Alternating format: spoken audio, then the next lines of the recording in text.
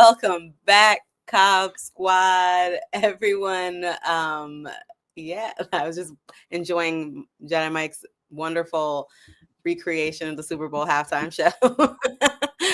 The Superb Owl.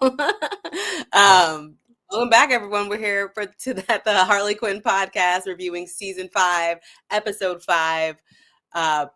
Something pasta dinner. That's something. It's a whole thing, you know. This episode was interesting, but I'm excited to talk to you guys about it. How are you guys doing, Keenan, Mike? I'm great. Long week, but I've been looking forward to this, to get to see y'all.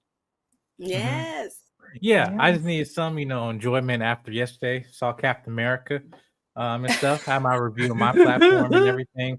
And I have to write it here also on Multiverse of Color soon. So I'll be coming up tomorrow. But I'm just, it's part of the life of a critic. You have your highs and lows and all that stuff. But, I'm glad I get to talk about something, that, people I love. And we can just take our mind off, of some stuff. So we're in DC.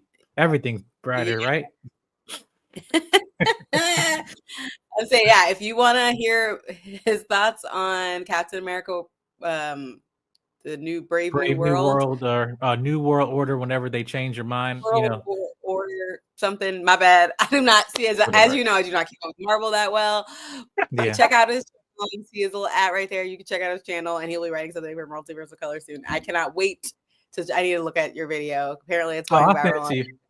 It's actually apparently it's going viral, so I'm excited to see it because I've heard mixed reviews on it. So I don't have any DC Studios news, and I looked and didn't see anything like really that came through in the last week since we've recorded. I don't know if you guys have anything new that you want to talk about, but Lanterns is shooting. Lanterns, that's awesome. Yes. So we'll get something soon. Yes. Yeah. There was a brief Guy Gardner spot during the Super Bowl. Oh, yes. Yeah. The bowl cut. It was like a bowl cut. Oh my joke. God. Yeah. The hair is it's herring. It's certainly a piece of fat hair on his head sitting there. Anyway. I hate this. I'm waiting to see him get the comic accurate jacket and kind of see how it just, I don't know. It just seemed a little off to me in terms of even though I know he's supposed to be funny and be a joke and everything like that, but I just kind of want to see how you look like in your normal lantern type gear, not I'd like to see them. Yeah. I agree with that. Yeah, definitely. All right. Well, I think James Gunn also did something for crypto for dogs recently. Right. A tribute. Mm-hmm. Yeah, so and also the toys leaked. We got first crypto toy. Yes. Mm-hmm. Stop, really? Yes. Crypto toy, and we got a new image of Superman on it. That toy I'm definitely thinking about getting for my nephew Abel, who is obsessed with crypto because of books that I got him. I got him his first DC Comics little board books for toddlers, and he is obsessed with crypto immediately. So I definitely want to get him all the crypto toys. So shout out to DC. They know how to get the money out of people in a pre-session, I guess, a pre-session.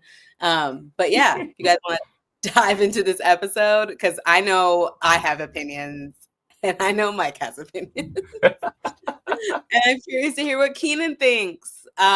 So yeah, what did you guys think overall of this episode, Mike? Oh, that is hilarious. This episode sucked, man. Listen, I had somebody in the comments, when I did my series review, it was like someone commented, "Is this trash still going on?" Well, for 5 seasons, it must be doing something right. But then I'm like, you have this, and I'm like, yeah, they forgot to take some trash out and left it, stick over there. You know how the smell is when you don't throw trash out in the kitchen and start to get, and then you get mad at your spouse, say, "Hey, I put the trash out by the door. Why didn't you take it?" Like, "Oh, sorry, I thought you weren't not finished because you have most stuff you got to put in there." But you forget it and it gets more stinkier. Now you both frustrated. So that's what happened here. I forgot, it's like we had the stench of Gotham City come back. Yes, and understand Harley is great and all that, but I thought the thing we liked is that, hey, we don't have to have Harley just being relied on all, bat family characters. What we do is all Bat family characters, and it's the more Bat family ridiculousness, the Lazarus, the Jasons, the Todds, the Damian Waynes, and the and the Grayson. Surprise, surprise. So yeah, and again, this is welcome to your first Batman story. I hope if you haven't been down this road before, but we have been through it many times as DC fans. So yeah, yeah, I don't know what to say with this. You said a lot, and I appreciate it. I mean, overall, yes, all those things. I guess DC is like, Yeah. but there's not enough Batman, and y'all need so much Batman all the time. Like, we're not a company unless there's so much Batman. I spent more of the episode trying to recall all the callbacks to things that have happened in previous episodes, so I was at least able to focus on something else. I did only smile once in this thing, but that's just, I don't know. I mean, I laughed at some of the dumb jokes, but that's the point of the show, right? You kind of turn your brain off at some of the dumb jokes. Yeah. I will say, for other people who feel the same way, I'm suspecting that a lot of people are going to feel somewhat similar, maybe. I don't know. Episode 6, the one after this, is my favorite episode of the season. Ooh. This is my least favorite episode of the season. Number 6 is my favorite. And I'm not saying why, but it is.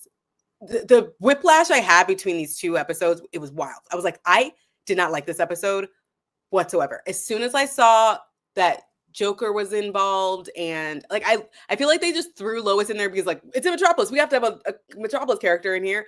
But otherwise, this entire episode could have happened in Gotham. You wouldn't know a single difference. I was just like, this didn't feel like at all like it fit with this season at all. It felt like they were wrapping up last season.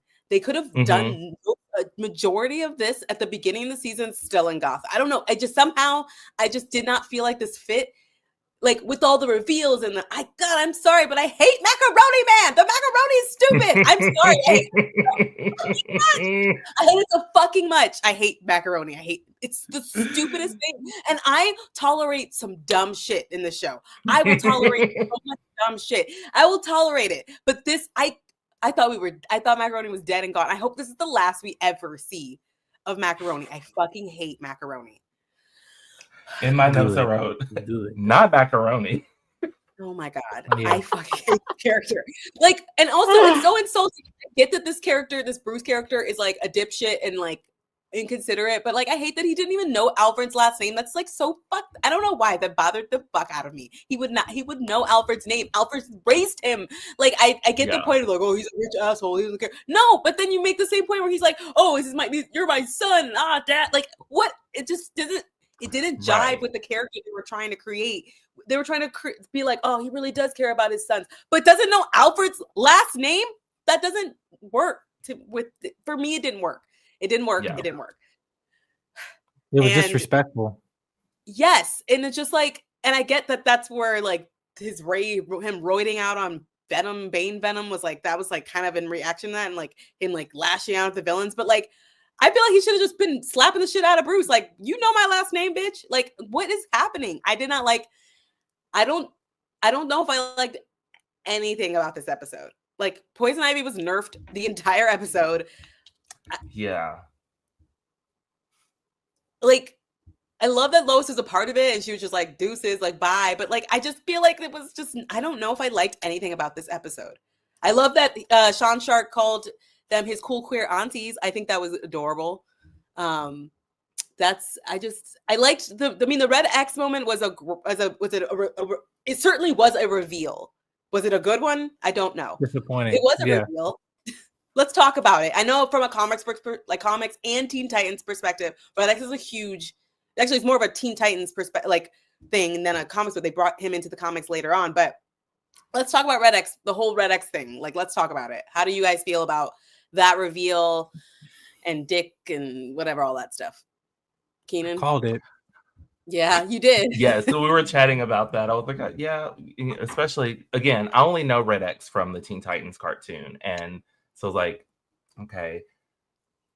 I didn't see that it was going to be Alfred that brought him back. And we didn't know that, right? Mm-mm. We didn't know that, No, we right? didn't. Okay. We just threw that in there. I was like, wait a minute. And they show like a picture of Talia when they're in Damien's room. So I was like, oh, are we gonna see Talia at least? No. No. Mm-mm. But that was it. I was like, I guess this is his Red Hood moment, is what I wrote in my notes. Yeah. So you mentioned Jason. They literally have a shot like we're looking at Jason, and then it's like, oh yeah, that's the other one I killed. And it's like, oh, and then again, okay, listen, I get this whole Joker knowing Bruce's identity and all that from season 1, but like it's ridiculous. Motherfuckers in his house with his son and his also blood related son. Just like you have it's just almost like Batman common sense, like Batman 101. Like this, come on now. Why was Barbara wasn't here? Why, like in this dinner? You talking about family? You know what I mean? Because now a moment that I would want cinematically, like I'm waiting for Robbins to have that like father-son relationship with Bruce that I feel like we haven't gotten cinematically, like honestly in decades, and in a unique way, and also to see like the Robins as brothers and see them interact and stuff like that. Like that's another side to Batman's humanity that I feel like we're gonna get this with James, which I'm excited for. But they just totally like just kind of take all the emotional elements and make it as a joke like of this. It's like, yeah, you're using the Lazarus Pit for Dick, and then yet you mentioned Jason. So what? You're not gonna bring up Jason at all? I guess yeah. But then Damien, I like that he's older. I like that his voice actor. His voice is older from season 1. True. And stuff. But he's saying that Ravens broke up with them, so I like that you have the Teen Titans connection there. And solidifying that. But yeah, but aside from that, I just again, with Wayne family dynamics, it's almost like a religious relationship I have with it. Don't fuck that up, please. And that's disrespectful. It's like that's just one thing you don't, kind of line that you don't cross or you mess with. That unfortunately, I felt in a previous DC iteration they try to do something like that, and ultimately it failed, and they saw the ramifications of that. So they're like, hey, let's just put this in a cartoon show, do whatever we want with the Wayne family. Like, no. So yeah, that was my biggest flaw. Like, because I honestly, Harley and Ivy were side characters in this. I felt like they weren't even the main characters of this all and stuff. But yeah, and the King Shark, child just there, just there for the sake of what, But yeah, I don't know. I was just kind of disappointed with it, but that's a good point, Mike. You said that they were side characters in this episode, and the crazy thing is, we just watched Brainiac episode when they were literally not the focus of that, and that was so good. And then this, I don't know what happened. It feels like there were two completely different sets of writing teams for each of these episodes. This feels like they had to shove so much into this to fix it and tie up loose ends. I don't know. I don't mean to harp on how much I didn't like this episode, but I really didn't like it. I don't know. The Bruce, like you have to really dumb down Bruce to make him fit into this show. But they've also not only dumbed him down, but they've made him like an irredeemable asshole and like super unlikable. And I don't know. I'm like, I don't like that. I don't like this version of Bruce at all. Now you're more attentive of a date with Lena Luthor than your own children, because like there's even to the side of having that emotional rift, like it is still there, but it's not in this way. In this context, it's more of like, hey, I'm harder on you guys because I don't want you to become me, and that like that type of relationship. But at the same time, what they did here, like, oh yeah, he can be very emotionally dependent on people, on the wrong person over because some Lena Luthor, the relationship and everything, which is completely unlike him. Like, yes, you have romantic relationship, yes, but that doesn't get away from the family aspect of it. And there's dynamics to it. Here's my blood related son who's now been trained by League of Assassins and all this stuff, but here's my firstborn son who I just lost and now I'm mourning his death. Like, come on, like I don't have to be writing these damn scripts for you. Read your comics, like, damn it, like, right. And that's the thing, like, I totally understand getting to do your own thing and spinning like, and that's great. People do their own things all the time, and it's amazing. Like we have James Gunn, his own version of Peacemaker. Peacemaker's not like that. Well, he wasn't. Now he is in the comics. Now they've aligned them in the comics, but Peacemaker wasn't like that before. He's made a character. Like you can make characters. You could do your own thing with a character and still make it good, and people be like, this is like Vigilante is nothing like his comic counterpart, but he's amazing. He's amazing as a TV character, and you can enjoy both characters because they're written well enough where you can enjoy them. This shit, the Bruce, the Dick. I've never really liked the way the show is written, Dick, but I have tolerated it because largely it does deliver some fun jokes and laughs, but it really grated on me this time. I was like, oh my God. It was just, yeah. I did enjoy Sean Shark. I know he was there, and why was he there? Just whatever, to give Harley and Ivy like parenting woes. But I did like him like running towards the shower thing. It was just a completely nonsensical scene. One of the most stupidest fucking scenes I've ever seen in my life. But I did laugh when I saw him running like to the shower thing. It was so fucking funny. I don't know why I'm running towards the shower. I was like, he's supposed to be the Tasmanian devil now. Like he just starts spinning around. It was the funniest thing I've ever seen. I was like, okay, that's the thing. Like this show can be like, this is the worst episode, but at least I laughed a couple times. I'm like, fuck, whatever. Yeah. So yeah, I don't know if you guys have anything else. Maybe before we like wrap it up, because I feel like we're all not feeling great about this episode. Who would we have preferred to see at this dinner out of all the Metropolis characters that we have on the show already? Not like, just like, I obviously would love to see the super family, but like of the characters they've introduced in Metropolis this season, who would you have rather had instead of all the damn Gotham characters we had?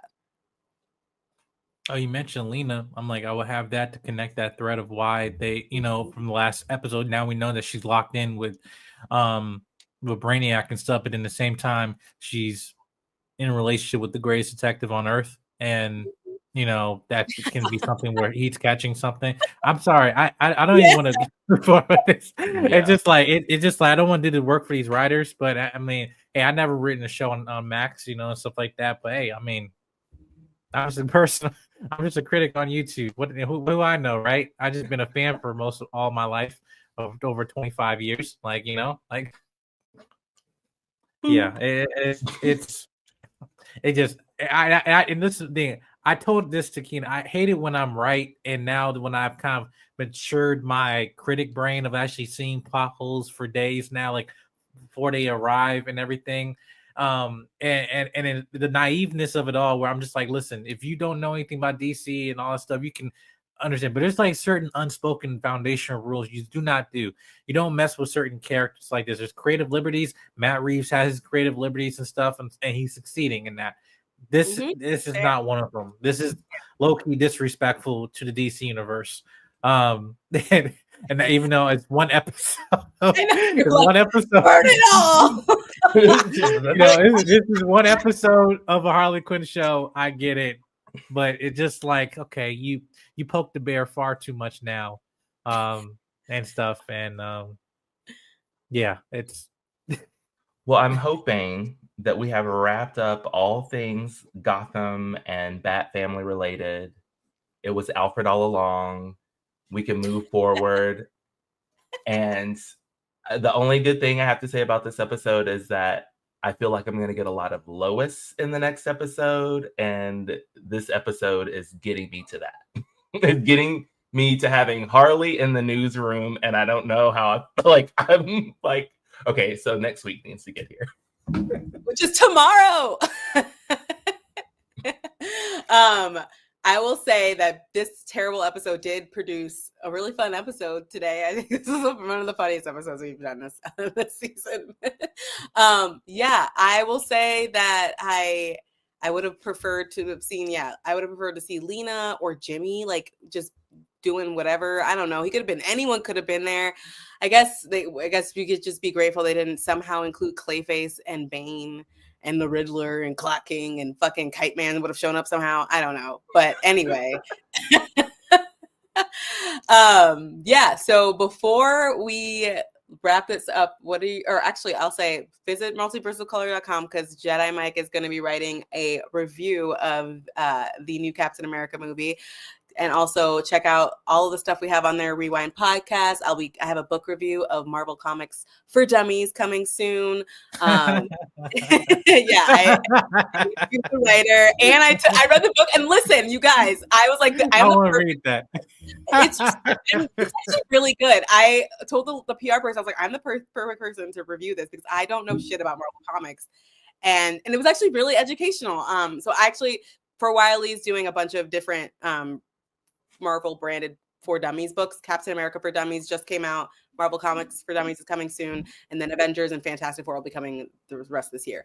But yeah, you can check my review out. You can check out his review, and you can check out the Rewind podcast and all the other podcasts. Supergirl's still releasing some cool stuff, as well as like Lady Genevieve's like reviews and Jordan's Chainsaw Reacts reviews and Phil's reviews. Got lots of stuff on the website. Go check it out.